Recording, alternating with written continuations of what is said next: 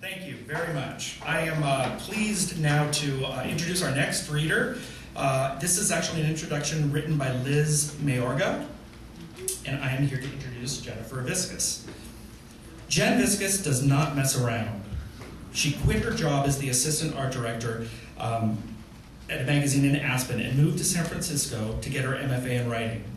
She came to CCA determined to write not one but 2 novels, and she did. When she isn't writing or researching world history, Jenn spends her time skiing down mountain slopes and sailing through dangerous ocean waves. I've never met anyone so willing to test her limits. No one with this much desire to learn.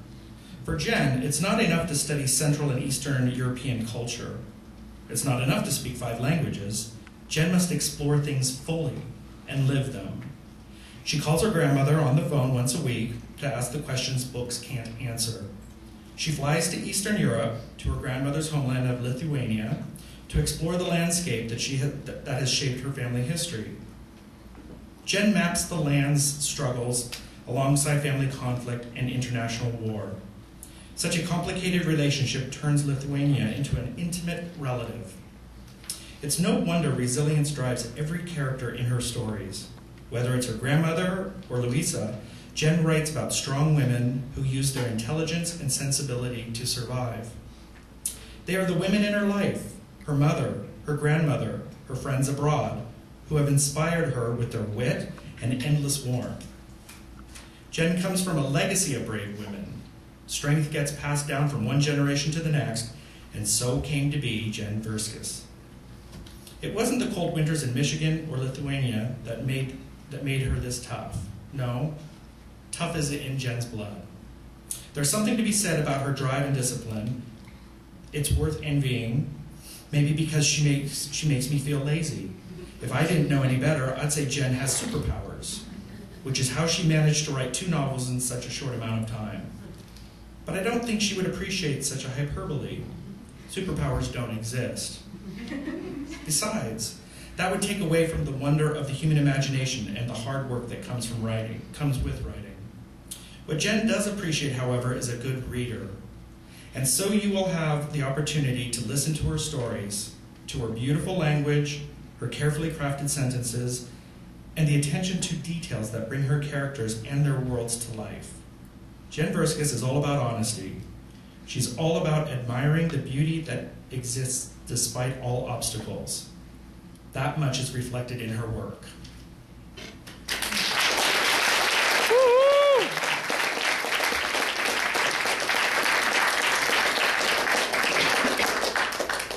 Wow. Liz, I just want to say that I love you. And I'm not really the kind of girl who does a lot of shout-outs, but my mentors are here tonight, and they have had quite an important hand in the work that I'm going to read. So thank you very much to Gloria Frim, John Lasky, and Judith Sarin. I'll read 2 sections, and the first section is from my thesis, which is my novel inspired by my grandmother's story. My grandmother screens her calls. I listen to the phone ring 5 times before I hear her voice. I could never call her in an emergency from an unknown number. She wouldn't answer the phone. Hello?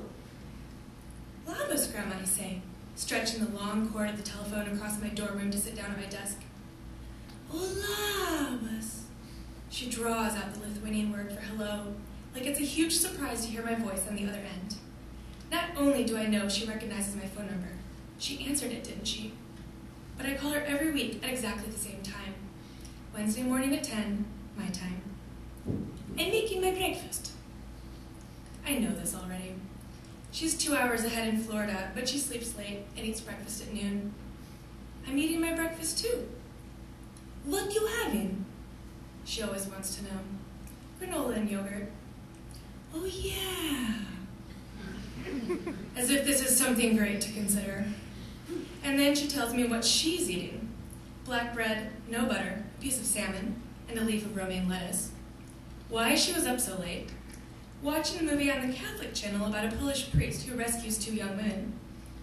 About all of her aches and pains, gallbladder, pancreas, left knee, bunion on right foot. And the latest mean thing Tata Maria has said to her, that Tata's kidneys are in worse shape than her gallbladder. I listen while I eat my granola and flip through a magazine, occasionally muttering, oh yeah, really? I've heard it all before. When she pauses for a moment, I seize the opportunity. Grandma, I have to write a paper about World War II. Can you tell me about Dresden? Oh yeah? What do you want to know?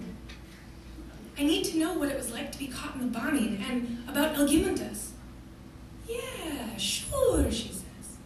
As if I had asked her for the recipe for babka, the sweet raisin bread she sends us at Easter, not relive what I can only imagine was the worst episode of her life.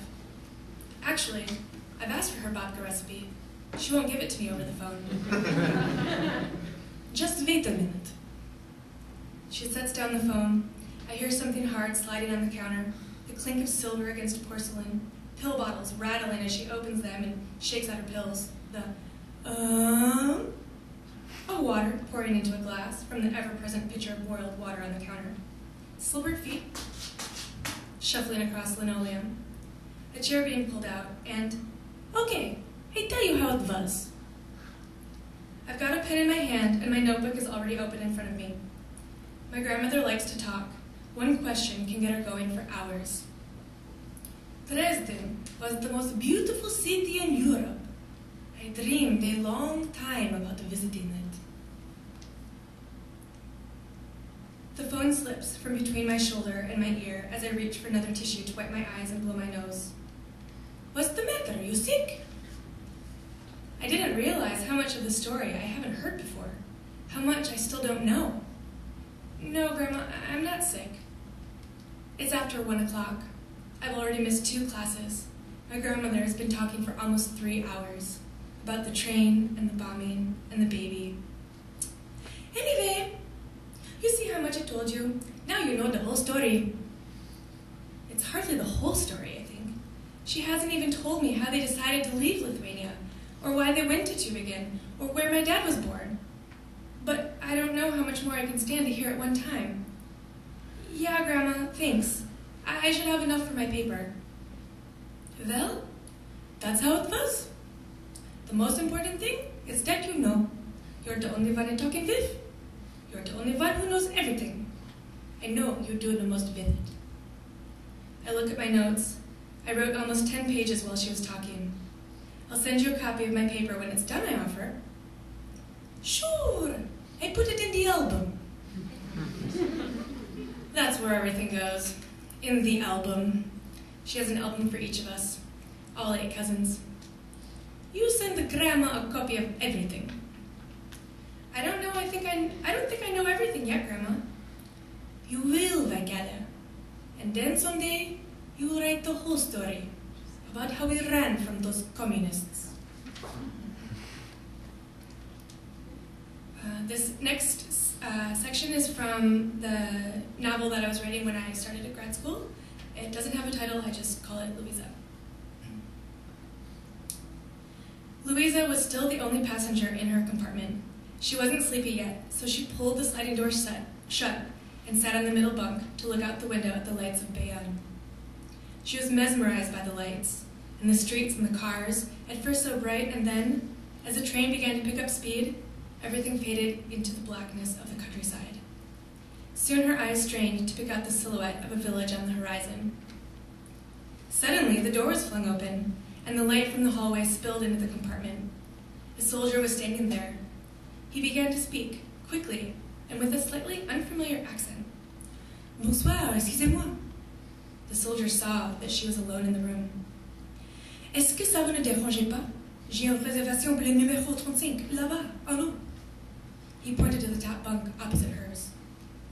Louisa was startled, and it took her a moment to get her bearings and find her words in French. Her voice, shaking a little, said, No, pas de problème. After all, he had a reservation. How could she say no? And with that, the soldier set down his green canvas rucksack and began to make his bed. Louisa quietly watched him. He looked to be about 19 or 20. He had dark hair and even darker eyes, his olive skin gently tanned. He was tall and looked quite handsome in his neatly pressed uniform. When he was done, he sat down opposite her and took out a small plastic box. There was a little table under the window, and he arranged a chunk of extremely stinky hard white cheese, a saucisson, a miniature baguette, and a small chunk of butter. Next to the food, he placed a military knife, and then took out a small bottle of wine and a tiny plastic cup. The bottle had a screw top, so it was easy to open, and he poured himself some wine. Looking up, he caught Louise's stare. She glanced away. Voulez-vous un petit peu de vin? His voice was gentle.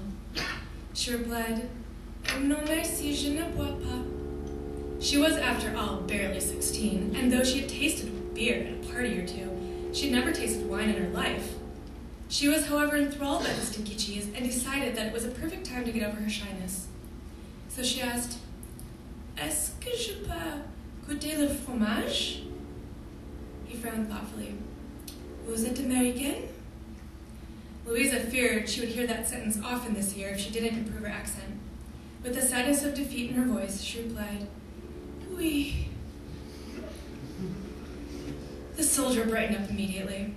With an accent so thick it was nearly impossible to make out his words as English, he said, I can speak English if you prefer. Louisa did not prefer. She was in France to learn French, after all. With all the confidence of a soon-to-be 16-year-old, she said, Non merci, je viens en France pour apprendre le français. Ah oui, said the soldier. But you will stay in France a long time perhaps, and you practice your English with your many people. I don't have anyone to practice my English with. Please, you make an exception and speak English with me. The soldier held out a little slice of cheese. His French accent was like velvet. Louisa had vowed not to use her English unless it was an emergency and absolutely necessary. But it was late, the soldier was nice, and so she decided to make an exception. Well, okay, just this once. She politely took the cheese and put it into her mouth. It did not taste like it smelled. It was rich and buttery, had an unusual texture and a combination of hard, like real Parmesan, but not Kraft. Also greasy, like, well, she'd never tasted a cheese that was greasy before, but she liked it. It was also smooth and creamy and a little bit salty. For just a moment, she closed her eyes to savor it. The soldier, watching her intently, said, You like the cheese? It is from Beaufort, from the French, my favorite. Louisa opened her eyes and smiled. I think it's my favorite too. You must try it like this. He broke off a piece of baguette. Crumbs fell all over the floor. Using his military knife, he lightly spread a touch of butter on it, sliced off a sliver of saucisson, thin slice of cheese, and handed Louisa a neat little sandwich. Louisa took a bite. It was almost too much to bear. The creaminess of the cheese combined with the spicy meat, something like pepperoni, but nothing she'd ever tasted on pizza. The saltiness of the butter on top of the crunchy baguette, it was wonderful. With her mouth still a little too full, she said, This is the best thing I've ever tasted. How long do you stay en France? I'll go to school this year and then spend the next summer traveling with my host sister. Alors, just wait. You will try many things much more delicious than this. This is a simple peasant's lunch, but you must try it with some wine. He took out another small cup, poured a taste in it, holding it out to her. Tiens. Louisa thought about it. She was going to be in France for a while, and she supposed she'd have to taste the wine sometime. Well, I suppose I'll be 16 in 23 minutes. I guess a little taste would be okay. Ah, it is your birthday! Mais oui, il faut le célébrer. He held the wine to her.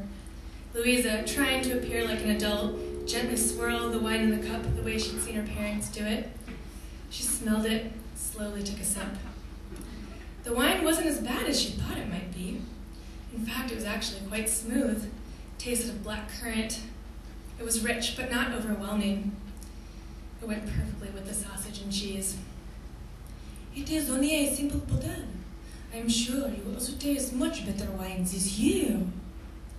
No, it goes perfectly with the food, thank you. He had been so nice to share his dinner with her, she thought she should offer something in return. I have a cupcake that my friend's mother made for me for my birthday. Ah, c'est gentil. But first we eat the dinner, and after the dessert. He held her another sandwich and then made one for himself. Bon appétit. Thank you for the wine. What's your name? The soldier stood up. With a little bow, he said, Olivier de Garret, à votre service. There wasn't a lot of room between the bunks of beds, but Louisa stood up too and did a little curtsy. Je m'appelle Louisa Sinclair. Enchantée de te rencontrer. Hello, ma petite Louisa. I think it is time for your birthday. Louisa looked at her watch. It was 11:59. Olivier poured the last swallows of wine into their cups. Louisa climbed into her bunk and pulled her cupcake out of her backpack. It was chocolate with pink frosting, and it had a little candle in it, which Olivier lit and insisted on singing to her, Joyeux anniversaire. Louisa smiled to herself and blew out her candle. If her birthday celebration was any indication, then this was going to be a very good year indeed.